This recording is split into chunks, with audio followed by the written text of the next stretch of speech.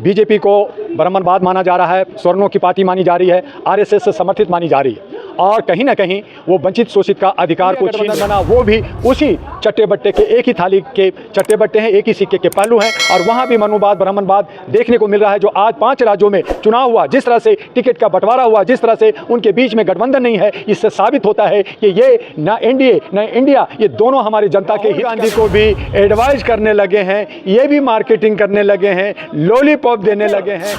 ये इनकी नीयत ठीक होती तो मध्य प्रदेश में जहां ओबीसी को 100 सीट मिलना चाहिए था, उन्होंने 32 ही क्यों दिया, महिलाओं को क्यों नहीं दिया। उन्हीं के गठबंधन का अखिलेश ने आवाज उठाते हैं कि ये गठबंधन कैसे चलेगी जब हम लोग मतभेद में रहेंगे। तो ये सुगबुगाहट हो गई है और मैं दावे के साथ कह सकता हूं कि इंडिया गठबंधन दिसंबर में चुर-मुर हो जाएगा, टूट जाएगी, खत्म जो है। लोगों को बेवकूफ बना के जनता के हक को मारने वाले ये सामंतवादी लोग हैं, ये मनुवादी लोग हैं और इन तमाम लोगों से कॉर्पोरेट हाउस वाले लोग हैं, ये जो है अपने परिवारवाद लोग हैं, इनको हटा कर करके हमें जो है दलित शोषित और पिछड़े लोग जिनका हक है वो अपना हक लेने के लिए आगे आना। बात करते हैं तो मध्य प्रदेश में उन्होंने हिस्सा क्यों नहीं दिया?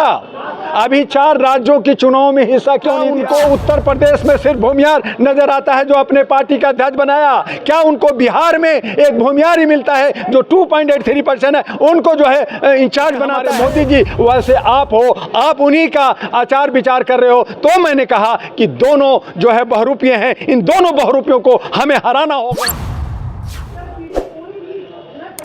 सर क्या कहेंगे, जो आज तीसरे मोर्चा की बैठक हो रही है और थर्ड फ्रंट की बात की जा रही है, एक तरफ जो पहले से इंडिया है और एक तरफ इंडिया है, फिर तीसरे मोर्चे की क्यों जरूरत पड़ रही है? आज जर्नलिस्ट महोदय आपकी चैनल को धन्यवाद करेंगे और ये मैं बताना चाहूँगा कि आज जिस हिसाब से ब्राह्मणवाद, मनुवाद और बहुसंख्यक और अति पिछड़ी की आवाज़ उठी है, उस आधार पे बीजेपी को ब्राह्मणवाद माना जा रहा है, स्वर्णों की पार्टी मानी जा रही है, आरएसएस से समर्थित मानी जा रही है और कहीं ना कहीं वो वंचित शोषित का अधिकार को छीन रहे हैं और उसकी वजह से उन्होंने 38+2 बनाया। इंडिया गठबंधन बनी की कुछ उम्मीद है कि क्षेत्रीय पार्टियां और राष्ट्रीय पार्टियां मिल कर करके लोगों के अधिकारों की बात करेगी। जो इंडिया गठबंधन बना वो भी उसी चट्टे बट्टे के एक ही थाली के चट्टे बट्टे हैं, एक ही सिक्के के पहलू हैं और वहाँ भी मनुवाद ब्राह्मणवाद देखने को मिल रहा है। जो आज 5 राज्यों में चुनाव हुआ, जिस तरह से टिकट का बंटवारा हुआ, जिस तरह से उनके बीच में गठबंधन नहीं है, इससे साबित होता है कि ये ना एनडीए ना इंडिया, ये दोनों हमारी जनता के हित का नहीं है। और यही वजह है कि जो लोग वंचित हैं, जो 85% जो बहुसंख्यक हैं, जो अति पिछड़ा हैं, उनका हक कहाँ जाएगा? जो मुसलमान हैं, जो हमारे मूल निवासी हैं, वो कहाँ जाएगा? तो वो सब मिल कर करके अब जागृत हो गए हैं, वो आवाज़ उठाने लगे हैं। हालांकि वो आर्थिक रूप से कमज़ोर हैं, लेकिन ऐसा नहीं है कि 150 करोड़ में 543 ना हो, वो भी हैं, पढ़े लिखे लोग भी हैं। उन तमाम लोगों को समेट कर कोशिश की जा रही है।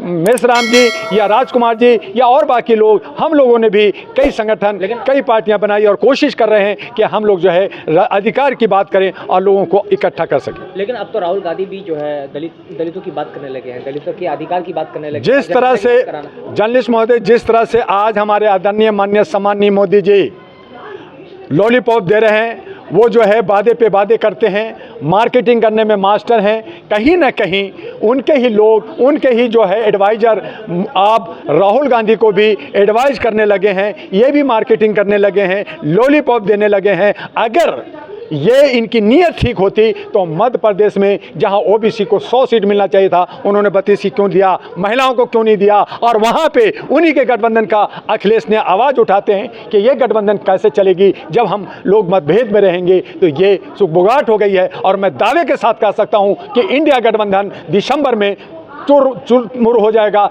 टूट जाएगी, ख़त्म हो जाएगी। लेकिन बाबन मिश्राम की तरफ से जो तीसरा मोर्चा का बैठक किया गया है, ऐलान किया गया है, उसमें SC/ST माइनॉरिटी भी लिखा गया है, लेकिन माइनॉरिटी के जो बड़े लीडर हैं, असदुद्दीन ओवैसी हो या बदरुद्दीन अजमल जो हैं, वो लोग शामिल नहीं हुए। बिल्कुल, इनको सभी को साथ लेके चलना होगा और इसकी कोशिश की जा रही है कि जो बड़े दल हैं, छोटे दल हैं, सभी को साथ लें। कई लोग डरे होते हैं, कई लोग देखते हैं तो देखने की यहाँ की जो परिपाटी चलती है भारत के अंदर, कि देखते हैं कि क्या कर लेता है कोई। तो इस तरह से हम लोग थोड़ा सा बाहर नहीं निकल पा रहे हैं, तो निकलना पड़ेगा। अगर अपने संविधान को बचाना है, अगर लोकतंत्र को बचाना है, अपने लोगों के अधिकारों के लिए लड़ना है तो बाहर निकलना होगा, और धीरे धीरे निकल रहे हैं। लेकिन जल्द इसको जो है एक रूप अगर दे करके काम करें तो मैं समझता हूं कि ये बड़े बड़े दिग्गज पार्टियों को धराशायी किया जा सकता है, चाहे वो एनडीए हो चाहे इंडिया हो। इन दोनों को हराने के लिए तीसरा मोर्चा या जो डॉक्टर दुआ ने राष्ट्रीय महागठबंधन बनाया है उसको भी हम आगे बढ़ा रहे हैं। जरूरत पड़ी तो तीसरी मोर्चा में उसको मर्ज किया जा सकता है, और अहरा नेशनल पार्टी जो पूरे भारत में फैला है अपने अधिकारों के लिए अपने लोगों को लेकर के आगे उतरेगी। हम चाहते हैं कि हमारे समाज के लोग मिलजुल करके लड़ाई लड़ें, और उसके लिए तन मन धन से वादा किया है मैंने कि हम उनको साथ देंगे, आगे बढ़ें। रहा जो लोग नहीं आए हैं उन्हें भी साधने जोड़ने की कोशिश की जाएगी।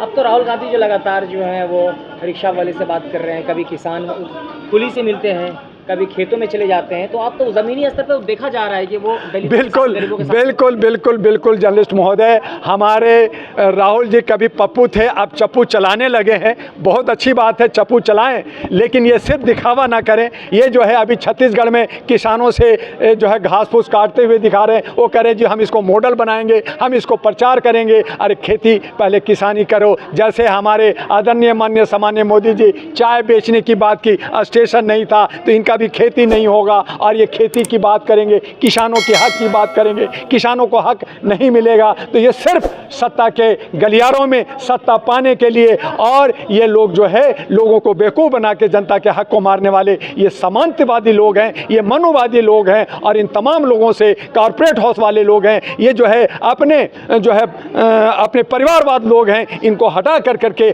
हमें जो है दलित शोषित और पिछड़े लोग जिनका हक है वो अपना हक लेने के लिए आगे आना होगा, और उसके लिए डॉक्टर दुआ उन्हें सहयोग और सपोर्ट करने के लिए तैयार है। भाजपा को हराने के लिए जो जितने विपक्षी दल हैं वो सब एकजुट हुए और गठबंधन का नाम इंडिया दिया गया। अब तीसरा मोर्चा दिया जा रहा है, तो क्या ये देखिए, मैं आपको बार बार कह रहा हूं कि भाजपा का टीम 38+2 एनडीए है।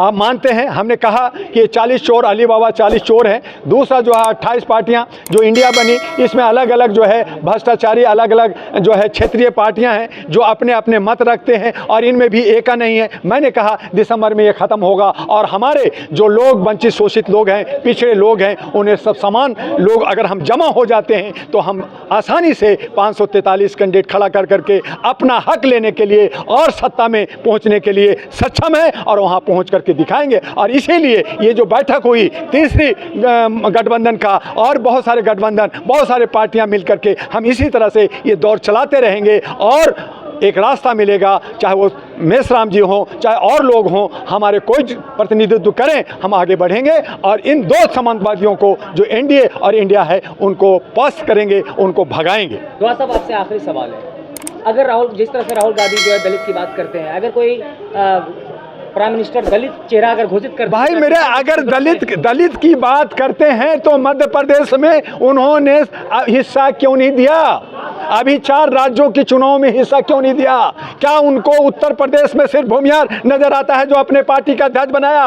क्या उनको बिहार में एक भूमिहार ही मिलता है जो 2.83% है, उनको जो है इंचार्ज बनाता है? और क्या दलित नहीं बन सकता? आप जो है खड़गे साहब को आप पार्टी से घोषित करो ना कि प्रधानमंत्री हमारे खड़गे साहब होंगे, करो। क्यों नहीं करते?